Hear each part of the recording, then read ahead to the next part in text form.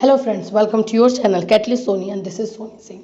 Friends, जैसे कि जानते हैं 7 बजे हमारा क्लास होता है बीएड सेकेंड ईयर का, और बीएड सेकेंड ईयर का क्लास लेकर मैं आपके पास हूँ। असेसमेंट फॉर लर्निंग अधिगम के लिए आकलन जो है ये हमारा बुक अभी चल रहा है और बहुत जल्द ये बुक भी ख़त्म होगा। मैथ्स हम स्टार्ट करेंगे, मैथ्स कंप्लीट करेंगे तो ये बुक ख़त्म हो जाएगा। अब इसमें आज का जो टॉपिक मैं आप लोग के लिए लेकर आई हूँ वो है ऑब्जेक्टिव टाइप ऑफ टेस्ट। ये ऐसे भी क्वेश्चन अगर देखें थियोरेटिकल पार्ट में बहुत आता है कि ऑब्जेक्टिव टाइप ऑफ टेस्ट होता क्या है, वस्तुनिष्ठ परीक्षा क्या होती है। तो आज हम इसके बारे में जानेंगे फ्रेंड्स इस क्लास में। तो चलिए स्टार्ट करते हैं। ऑब्जेक्टिव टाइप ऑफ टेस्ट यानी कि वस्तुनिष्ठ प्रश्न निबंधात्मक परीक्षाओं में विभिन्न दोषों के मद्देनजर रखते हुए एक नई प्रकार की परीक्षा की शुरुआत की गई। जो हम लॉन्ग बोल सकते हैं ना, लॉन्ग क्वेश्चन का जो हमारा एग्ज़ाम होता था उसमें बहुत सारे प्रॉब्लम देखने को मिले, तो उसके बाद ही जो है वस्तुनिष्ठ परीक्षा यानी ऑब्जेक्टिव टाइप टेस्ट का जो है शुरुआत हुआ, जिसके अंतर्गत परीक्षा में छात्रों से छोटे छोटे प्रश्न पूछे जाते हैं। वस्तुनिष्ठ प्रश्नों पर आधारित इस प्रकार की परीक्षा का निर्माण आधुनिक काल में होने के कारण इसको नवीन परीक्षाएं का नाम दिया गया है। इस प्रकार की परीक्षा में पूछे गए प्रश्नों के उत्तर कुछ चिन्हों या शब्दों द्वारा दिए जाते हैं जो कि पहले से ही निश्चित होते हैं। शिक्षकों को इनके मूल्यांकन करने में किसी प्रकार की स्वतंत्रता में ऐच्छिक अधिकार नहीं होते। ऐसी परीक्षाओं के प्रश्नों एवं उत्तर मूल्यांकन विधि के निश्चित होने के कारण ही इन्हें वस्तुनिष्ठ परीक्षाएं कहते हैं। देखिए, वस्तुनिष्ठ परीक्षा का उसमें कौन कौन से आ जाते हैं, जैसे ऑप्शनल हो गया जिसमें 4 ऑप्शन दिए हुए रहते हैं, ठीक है, वो एक हो गया।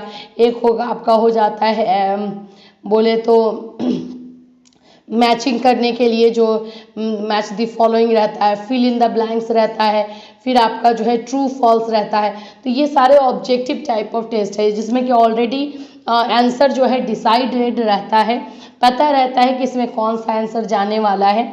इससे क्या होता है कि जब हमारा ये निबंधात्मक परीक्षा होता है और लॉन्ग क्वेश्चन आंसर होता है, उसमें टीचर्स थोड़ा सा अपना फेवरिज्म जो बोल सकते हैं वो दिखाते हैं। वो अपने अनुसार जो है आंसर को सही मानना या उसमें मार्क्स देना पुट करते हैं, लेकिन ये ऑप्शनल या ऑब्जेक्टिव टाइप टेस्ट में ये नहीं होता है क्योंकि इसका तो आंसर डिसाइडेड है, मार्क्स भी डिसाइडेड है। अगर वो सही हुआ तो उतना ही मार्क्स आपको देना ही देना है। चलिए वस्तुनिष्ठ परीक्षाओं के प्रकार को देखते हैं। इसमें कितने तरह के होते हैं। पहला है अभिज्ञान रूप या पुनर्पहचानात्मक रूप, पहला। फिर दूसरा है प्रत्यास्मरण रूप। इसमें जो है अभिज्ञान वाले में वर्गीकरण, मतलब कि वो जो बांटने वाला होता है, सत्य असत्य ट्रू फॉल्स, बहुविकल्प यानी कि एमसीक्यूज, क्रमबद्धीकरण यानी सीक्वेंस में लगाना, ये भी आता है, साधारण प्रत्यास्मरण और रिक्त स्थान पूर्ति, ये सारे आते हैं। तो ये वस्तुनिष्ठ प्रश्न के टाइप्स हैं। इस टाइप के जो है ऑब्जेक्टिव क्वेश्चन रहते हैं। अब एक एक करके सबको देखते हैं। सबसे पहले देखेंगे ठीक या गलत या सत्य असत्य क्या होता है। इस प्रकार की वस्तुनिष्ठ परीक्षाओं में सत्य या असत्य सूचनाएं एक साथ लिख दी जाती है। इन्हें हाँ या ना, जो हम ट्रू फॉल्स लिखते हैं, चंडीगढ़ हरियाणा की राजधानी है, ये ठीक है या गलत आपको लगाना है, सही या गलत करना है। तो ये जो है सत्य असत्य बोल सकते हैं, ट्रू फॉल्स हम लोग बोलते हैं, सही है। दूसरा हमारा है बहुउद्देशीय या बहुविकल्प प्रश्न, जिसमें हमारे बहुत सारे आंसर रहते हैं, मतलब 4 आंसर 4 ऑप्शंस रहते हैं। जैसे इस प्रकार वस्तुनिष्ठ प्रश्नों में 3 से 4 संभावित उत्तर दिए जाते हैं। छात्र को ठीक उत्तर के नीचे या सामने निर्देशित चिन्ह अंकित करना पड़ता है। इस प्रकार की परीक्षाओं का प्रयोग इसलिए भी अधिक किया जाता है क्योंकि इसमें अनुमान के अवसर बहुत कम होते हैं।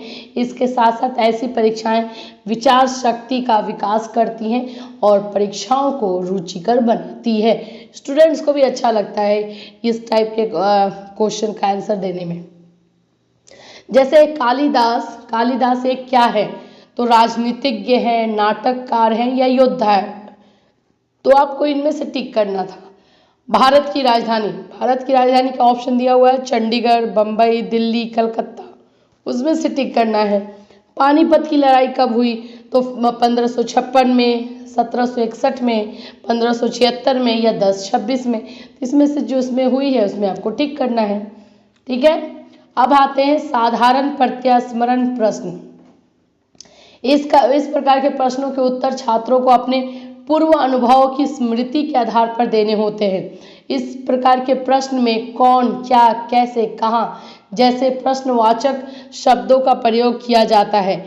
इसमें छात्रों से साधारण प्रश्न पूछे जाते हैं जिनका उत्तर उन्हें स्मृति के आधार पर देना होता है।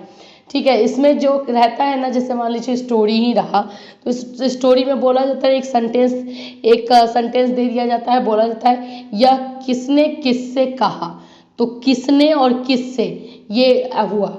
और फिर एक सेंटेंस दे दिया जाएगा यह कब हुआ, यह किसके द्वारा हुआ। तो ये चीज़ें जो हैं, इस तरह के क्वेश्चन को हम लोग साधारण प्रत्यास्मरण प्रश्न बोलते हैं, जिसमें स्टूडेंट्स को जो उन्होंने पढ़ा है उसके स्मृति पे, यानी उसको याद करके अपने दिमाग में उसको रिकॉल करना है और फिर जो है उसका आंसर देना है।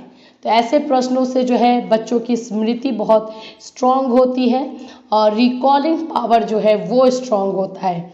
जैसे ऑप्शन में दिया हुआ है पानीपत की दूसरी लड़ाई कब हुई। ठीक है, तो यहाँ पे कब आ गया वो आप लिख देंगे, आप याद करेंगे कि भाई हमने पढ़ा तो था। ऑप्शन इसमें नहीं रहेगा, आपको खुद ही लिखना है। भारत का प्रधानमंत्री कौन था, वहाँ पे आपको लिखना है। वाक्य पूर्ति या पूर्ति परीक्षा के प्रश्न, इसको बोलते हैं फिल इन द ब्लैंक्स। जैसे ये सेंटेंस चल रहा है, बीच में गैप आ गया, फिर उसके बाद सेंटेंस है, तो इस गैप में जो है आंसर क्या होगा। जैसे वाक्य पूर्ति परीक्षा के प्रश्न ऐसे होते हैं जिसमें छात्रों को उत्तर पूरे करने होते हैं। इसमें छात्र अधूरे वाक्यों का अपनी स्मरण शक्ति के आधार पर पूरा करता है। ऐसी परीक्षा के लिए प्रश्न वाक्यों या परिच्छेद के रूप में तैयार किए जाते हैं। छात्रों के शब्द ज्ञान, तिथि ज्ञान एवं नाम ज्ञान की जांच के लिए ऐसी परीक्षाएं अत्यधिक लाभदायक हैं। तो ये हो गए वाक्य पूर्ति या परीक्षा प्रश्न के पूर्ति के प्रश्न। जैसे अशोक का राजधर्म डैश था, वहां पे फिल कीजिए क्या होगा। अकबर डैश ईस्वी में गद्दी पर बैठा, सिकंदर की मृत्यु डैश ईस्वी में हुई। तो ये आपको लिखना है, ये फिल इन द ब्लैंक्स है। नेक्स्ट हमारा है क्रमबद्धीकरण, सीक्वेंस से लगाना, या फिर आप बोलिए कि मैच द फॉलोइंग। दो दिया रहता है, बताना कि ये किस में जाएगा, ये किस में जाएगा, ये इसमें जाएगा, ये इसमें जाएगा। ठीक है, चलिए आज देखते हैं क्रमबद्धीकरण या फिर मैच द फॉलोइंग। तो ये हमारा है क्रमबद्धीकरण। इसमें क्या है, इस प्रकार के प्रश्नों में बहुविकल्प संबंधी बातों को मिश्रित चयन में प्रस्तुत किया जाता है। मतलब कि एक्चुअली में क्वेश्चन रहता है, फिर आंसर इधर ही रहता है, लेकिन वो जंबल में रहता है, वो इधर उधर रहता है, उसको आपको मैच करना रहता है। तो एक भाग में सूचनाएं होती हैं और दूसरे भाग में परिणाम होते हैं। इन दोनों का एक क्रम नहीं होता। छात्र को दोनों भागों में ठीक सूचना के लिए ठीक परिणाम का चयन करना पड़ता है। इस प्रकार से छात्र दोनों भागों में दिए गए कथनों से ठीक जोड़े बनाते हैं। दो भागों को असंतुलित रूप में भी रखा जा सकता है। एक भाग में सूचनाओं की संख्या दूसरे भागों में से ठीक जोड़े बनाने होते हैं और शेष गलत सूचनाओं को छोड़ देना होता है। जैसे देखिए पानीपत की पहली लड़ाई, बाबर की मृत्यु, यहाँ पे 1707 और 1526 दिया है। अब जो सही है उसके साथ आपको टिक करना है। ठीक है, कहाँ गया, हाँ, तो जो सही है उसके साथ आपको इसे टिक कर देना है। तो अगर आपको ये लग रहा है पानीपत की जो लड़ाई है वो आपको हुई है 1526 में और जो बाबर की मृत्यु है वो हुई है 1707 में, तो इस तरह से कर देना है। तो ये एक जैसा नहीं रहता है, अलग अलग में रहते हैं और आपको इसको सही करना रहता है। तो ये आ गए क्रमबद्धीकरण या समरूप प्रश्न। तो इस तरह से फ्रेंड्स ये ऑब्जेक्टिव टाइप ऑफ क्वेश्चन है और ऑब्जेक्टिव टाइप टेस्ट जो है इस तरह से लिया जाता है, जिसमें इस तरह के क्वेश्चन आते हैं और ये सारे क्वेश्चन रहते हैं। ठीक है, तो अब यहाँ पे इंग्लिश में देखिए objective type test recall question, completion, true false, multiple choice, matching test. फिर उसके बाद यहाँ पे दिया हुआ है जिस तरह से हमने हिंदी में किया वैसे इंग्लिश में भी है। ठीक है, तो हिंदी एंड इंग्लिश के स्टूडेंट्स इससे अपना नोट्स बना लेंगे, कंप्लीट कर लेंगे। और हम लोग मंडे से मैं मैथ्स स्टार्ट कर दूंगी इसका। मंडे से हमारा इसका मैथ्स स्टार्ट हो जाएगा और मैथ्स हम जो इसमें आने वाला है वो सारा देखेंगे। डेटा से है, स्टैटिक्स से है, मैथ्स 25 मार्क्स का रहता है तो उसको देखना ज़रूरी भी है। ठीक है, ये 1 वीक और 2 वीक्स और चलेगा, इससे ज़्यादा ये नहीं चलेगा क्लास में भी 1 वीक ही चले और उसके बाद से ये ख़त्म हो जाएगा।